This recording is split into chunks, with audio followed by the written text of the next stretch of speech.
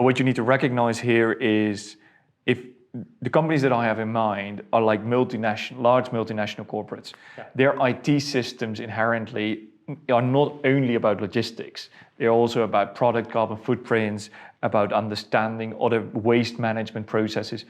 Logistics is one element of that. To make that change then for them is often a painful long process, unfortunately, but reality. So it goes back to the idea that this is a systems management change and not just hey, we want to start doing one thing, but actually we need to change the way that we're actually doing business. Yes. Right. Yeah. And this is where it becomes interesting in some of the conversations that we see happening now, which is that sustainability of logistics and sustainability in general terms moves from a sustainability department topic that produces a beautiful annual CSR report to a mainstream subject that gets into the management team meetings on a regular basis or is part of the decision making on every single element. That means also that companies and organizations really need to make the shift from a small sustainability team that is driving their goal setting and measuring and reporting to operational teams, to procurement teams, to financial teams that are all embedded into how are we actually achieving our sustainability goals. And I often say, and then it was actually raised in different conversations I've had recently with companies as well, which was, we need to make this simple. And the GLAC framework, it makes the carbon accounting simple. But I would say take one more step. If you as an organization want to be actually driving your emissions down, you need to make that simple as well. And what I see here now, to make it simple, we always talk about cost is a simple thing. This is what it costs. There's one unit. Why don't we have carbon emissions next to that? These are the carbon emissions to it. Simple as that, recognizing that sustainability is a much wider subject. So carbon, and there's all kind of issues around life cycle analysis and all kind of details. And cost accounting structures are also very complex. But in the end, there's a budget, there's a cost to it. We have exactly the same for carbon. There's a carbon budget, and you have your carbon emissions. And we need to adhere to that. And every management decision or every decision needs to follow those two core metrics, I would say. And then it allows you also to make a trade-off between those two. If you want to pay a little bit extra, you might be able to invest into certain more lower carbon intense solutions, therefore. If you don't, that's also okay. But at least you make the trade-off more visible. And it's actually it's a fantastic point, and I would love to see that happen. I think that would make our lives easier as service providers that want to actually implement low carbon solutions, because it would be so obvious to make where the trade-offs are best. And it also opens up the opportunity to think long term, because you can say, look, I can prevent carbon even in a carbon way. You can say I can prevent carbon today by paying XYZ, or I could invest in a structure that changes my carbon structure as a company, and that has long-term carbon dividends. So then you can start to make short and long-term money and carbon trade-offs. Exactly. So and you need to, and that's where sometimes, of course, the complexity emerges. Of course, certain decarbonization strategies or like low carbon strategies are not available today, but they become available in the longer run. Right. So battery electric trucks, for instance, is a good example. You can buy electric delivery vans fairly easily today, give or take. It's still with issues, but you can buy them. Yep. Long distance heavy duty trucks, they're not existing yet. They're coming to market, but they're not existing yet. So you need to sometimes make a choice whether a solution is already there or a solution is going to emerge. Yep. And then advance on those subjects. But take that trade-off explicitly. This is the cost. These are the carbon emissions, and take that decision and make that transparent to everyone across your organization. I think that's the main message that I generally I want to get the organization to get to. Great. Sometimes we see, occasionally we see companies that have a cost per ton already priced into their decision making. Do you think that that's the best way to do that?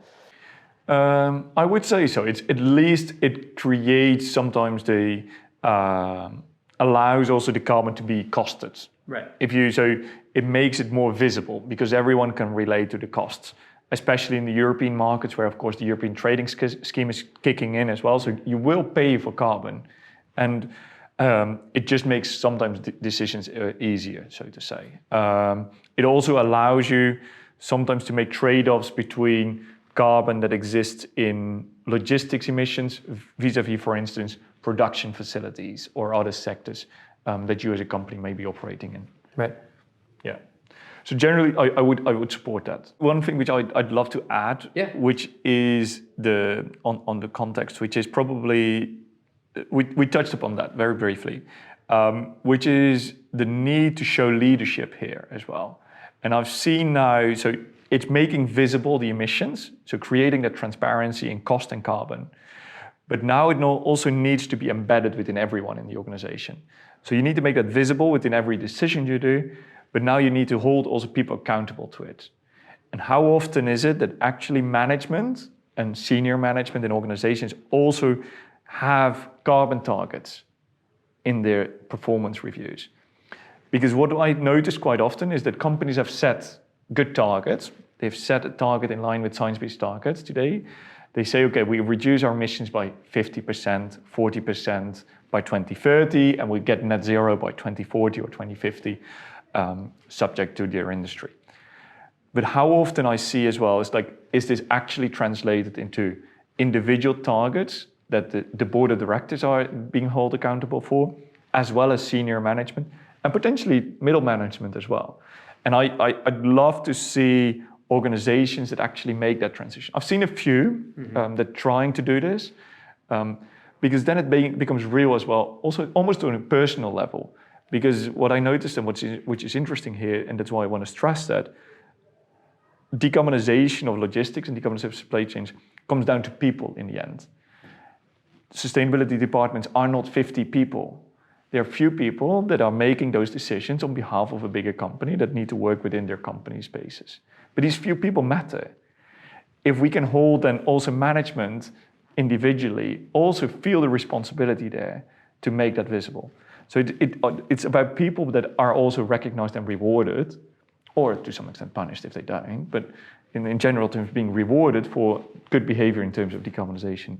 Right. I think that's a critical point to get across as well. Right, because then you can say, okay, Rik was the best salesman this year. He brought in 10 million in business, but Rik was also the best decarbonizer because he brought in 10,000 tons of carbon reduction. Exactly. So you might be able to bring a new business, but if it comes with a huge cost to the emissions, right. You might maybe argue, say, hey, you know, why did you do that? Right. Whilst others have actually invested maybe a few more dollars, a little bit less business, or maybe even more business because of its sustainability. And that's the flip side of this conversation, which I think is really interesting, which is there's often an assumption that green premiums mean less business. But if you look at the way the market has changed completely, obviously for road freight, there's a lot of companies that do want to buy sustainable road freight and are willing to invest in that. You also look at normal human beings going to the supermarket. How many sustainable products are there out there? Organic has exploded, reduced packaging has exploded, lots of vegetarian, vegan, everything out there has exploded. Those often cost more than the unsustainable alternatives, but people want to buy them because they want to make that investment. So sometimes it means more business if we do green business. Exactly. It's sometimes painful to see the discrepancies, of course, in the costs, but it's exactly as you describe it. It is where individual organizations, what I notice sometimes now, and which is maybe an interesting insight as well that we learned, is logistics has moved away from a hard-to-abate sector to a ready-to-abate sector. We now see that what a few years was not possible is a few years ago, everyone was like, yeah, in the future we'll have alternative fuels, in the future we'll have battery electric trucks, in the future we'll have sustainable aviation fuels, etc. If you look at the market today, you can buy sustainable aviation fuels, you can buy sustainable marine fuels, you can buy HVO in the road freight sector. So people that are willing to make the investment can actually reduce their emissions significantly, up to 90% reduction sometimes. So that's a major shift in thinking, that you can just make it a kind of a market which was hard to abate, never being feasible, to something that's ready to abate. Which makes it interesting now as well that you see organizations that are willing to invest more in the logistics sustainability over other industries. Other parts of their business, because they say, look, if you invest $100 in this type of technology, in this type of fuel, you actually reduce your emissions. The business case becomes more positive for that type of work. If they want to meet their targets accordingly, they'll do it.